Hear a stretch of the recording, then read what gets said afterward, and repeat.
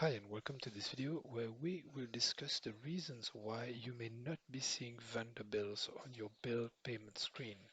So to begin with, we have to assume that you went to transactions, payables, and pay single vendor.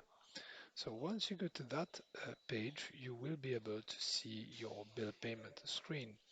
Just make sure that the payable account and the currency of the bill payment is set to whatever the bill itself has on its record. So for example now, this is the standard payable account for this netsuite account.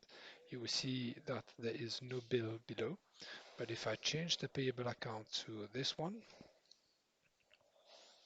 then obviously you're going to see if we scroll down now that there are bills to pay, and I can even allocate a bill credit to a bill. Okay. So that's the first reason why you might not be seeing your bills. The second one is the currency. Okay, so what I mean by this is if I change this vendor and I take this one,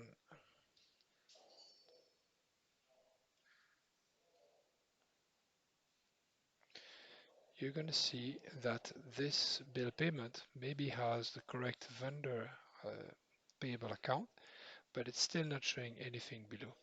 This might be because of the currency of the transaction itself.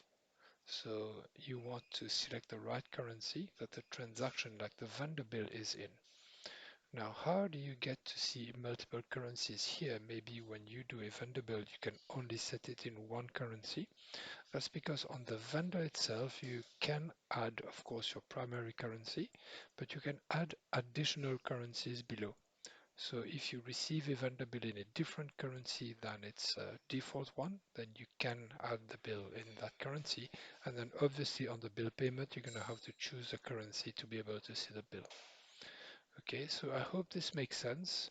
If so, don't forget to leave a like or subscribe, and I will see you on the next video. Thank you and goodbye.